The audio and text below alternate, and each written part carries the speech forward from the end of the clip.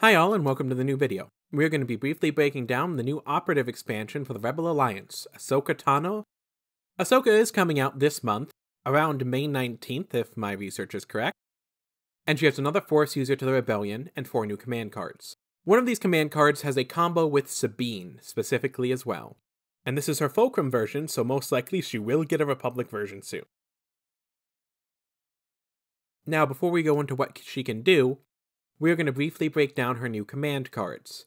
I Am No Jedi is a pretty good 1-pip. It gives her Agile 1, and while attacking she adds 1 white die to her attack pool for each dodge token she has, up to a maximum of 3.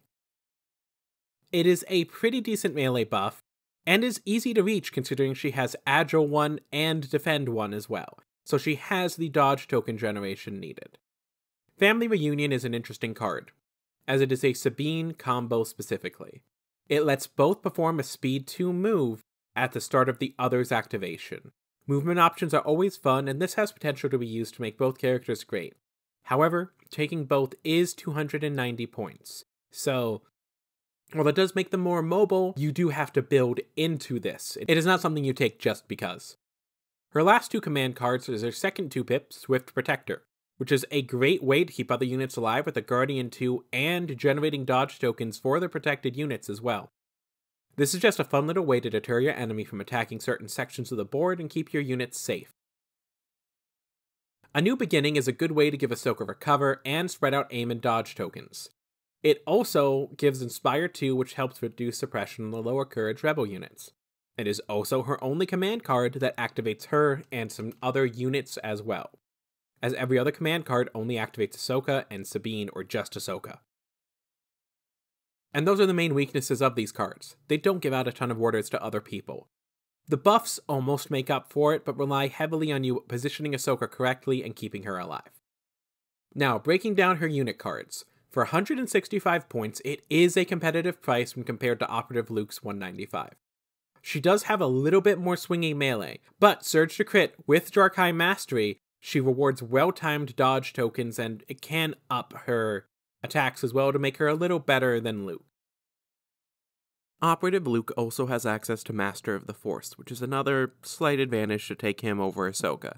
However, with her command card giving her Recover, you can kind of play around this. Jump 2 gives her a lot of mobility, and she's going to be ignoring most cover. Defend 1 makes sure she has 1 dodge token for each time she is issued an order, which helps with your dodge token generation and getting Jarkai Mastery. Deflect and Immune Pierce are your standard lightsaber force user buffs, so not much to write home about there.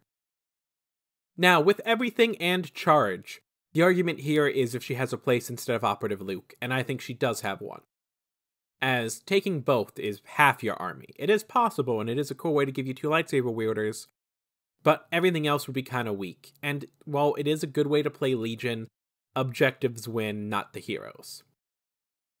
The average number of hits for Operative Luke is 4.37, meanwhile Ahsoka has 3.75 average hits, or really forced saves. And that's without doing the math of Jarkai Mastery as well. Using surges and dodge tokens do swing these stats both ways, but as a baseline, they are pretty close. So overall, you have a slightly cheaper, slightly more mobile, hits slightly less hard, and has 1 health and 1 courage less than Op Luke. For 30 points less, I think she would have a place in your list. I think she has a place in any list. And I think she's a very well-balanced hero that the Rebels are in dire need of, as many other heroes have not aged the best since they were some of the first ones to come out. Ahsoka Tano Fulcrum Edition is an interesting pick for a light side hero. Shaving those extra points off and taking her instead of Luke does give Rebels more options they sorely need. Whether or not this is enough to improve their win rate has yet to be seen. I think a fun way for her to be taken is in combo lists with Sabine, and a Rebel commander who have a decent use being a cheap commander unit.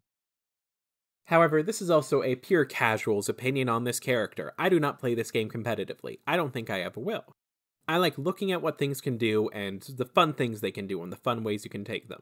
And from the brief amount of competitive research I've done, it seems like a lot of competitive players agree as well that she will fit in well. So go out there, go on to Tabletop Admiral or the 5th Trooper blog, build a couple lists, add her in, and see what other cool things you can put in there as well. Hopefully there will be an updated point cost thing soon as we're getting close to halfway through the year. Although I'm really crossing my fingers for that. As soon as there is an updated point cost breakdown, I am going to be making a video about it. Probably within a day or two. So, who knows? Hopefully they release one soon. Until then, I hope this convinces you to at least give this hero a shot if you weren't going to before, and if you're already going to give her a shot, I hope I talked about something that interests you, or pointed out something you might not have thought about. It's kind of hard to do breakdowns on more individual characters, and I think I've done an okay job here. But I am more than open for feedback. This channel is definitely a place where I want to put other people's opinions out there as well, especially people who are smarter than me. I just have fallen in love with this game so hard, I wanted to put something out here for new people to enjoy, and well, here we are. Thank you so much for all of the support you've given me. Everyone who's listening to this, I could never thank you more. I know this outro is ridiculously long, but once again, thank you. If you enjoyed, leave a like, comment, and subscribe, and I'll see you guys later.